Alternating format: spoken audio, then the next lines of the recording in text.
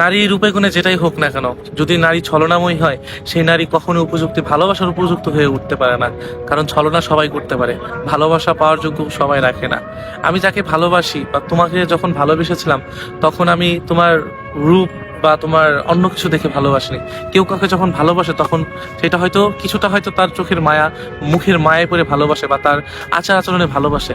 কিন্তু একটা মানুষ যখন একটা মানুষকে ভালোবাসে, তখন তার গুণটুকু দেখতে চাই যে আসলে ও আমার প্রতি কতটুকু উইক বা কতটুকু দুর্বল। এই দুর্বলতা থেকে না আমরা মানুষগুলোকে ভালোবাসতে শুরু করি। যখন দেখি যে এই মানুষটার ভিতরে ছলনা লুকিয়ে আছে, মিথ্যা কিছু লুকিয়ে আছে, তখন আমরা ভালোবাসার মানুষগুলো কষ্ট পেতে শুরু করি, সেটা ছেলে হোক বা মেয়ে হোক। কিন্তু মানুষের কি খুঁজে জানো? গুণ খুঁজে। একটু গুণ পেলে না ওই গুণটুকু দিয়ে না মানুষটাকে ভালোবাসার চেষ্টা করে। আর ওই ভালোবাসা দিয়ে না মানুষটাকে শুধরানোর চেষ্টা করে, ও ভুল আছে একটু শুধরাইতে পারি কিনা। এমন অনেক ভালোবাসার মানুষ আছে জানেন, যে রূপ গুণ এগুলা দেখে না, গুণটুকু দেখে, রূপটুকু না দেখে গুণটুকু দেখে। আর তাকে ভালোবাসা দিয়ে তার শত অন্যায়গুলোকে না শুধরানোর চেষ্টা করে। আমরা অনেক মানুষ আছে জানেন, যে ভালোবাসা মানুষের হাজারো দোষ পেয়েও আমরা মানুষগুলোকে ভালোবাসার চেষ্টা করতেছি। আসলে নারী যদি রূপবতী না হয়ে যদি গুণবতী হতো না, আমার মনে হয় যে কোনো পুরুষেই মানে অপূর্ণতা থাকতো না বা অন্য কিছুর চাহিদা থাকতো না।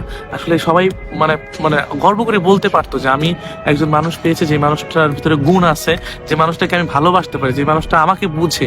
হ্যাঁ, একজন মানুষ ভালোবাসা মানুষ সেটাই চাই, যে আমার ভালোবাসার মানুষ আমার চোখের দিকে তাকাবে, আমার কথা বলার আগে বুঝে যাবে। এর থেকে ভালো কিছু আর হতে পারে না ভালোবাসার ভিতরে। এই জন্য নারী ছলনা করলে হয়তো সেটা আমরা কষ্ট পাই, আমরা দুঃখ পাই, সেটা প্রকাশ করতে পারি না, কিছু ক্ষেত্রে প্রকাশ করি। কিন্তু আসলে কি জানেন, যে আমরা সবসময় ভালো কিছু খুঁজি, যে গুণটুকু দিয়ে আমাদের ভালোবাসাগুলো বুঝতে পারে, আমার অল্প রাগ বুঝতে পারে, আমার অভিমান বুঝতে পারে, আমি কিসে কষ্ট পাই সেটা যেন বুঝতে পারে। দিন শেষে দেখা যায় কি জানেন, আমার ভালো মন্দ বা ভালো বোঝার ক্ষমতাটুকু সেই মানুষটুকু রাখে না।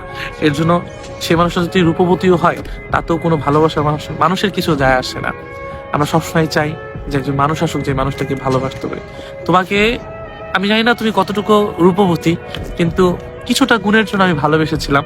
আর সেই গুণটুকু দিয়ে আমি তোমার হতে চেয়েছিলাম, তবে আমি তোমার হতে পারিনি। কারণ তোমার ওই গুণের থেকে, রূপের অহংকারে তুমি অনেক মানুষকে তুমি ঠকিয়েছো। যখন আমি বুঝতে পেরেছি, তখন আমি নিজে ইচ্ছায় সরে এসেছি। আসলে এমনটা কোনো মানুষই চায় না, যে ভালোবাসা মানুষের কাছ থেকে কোনো ভালোবাসা মানুষ ঠকে আসুক।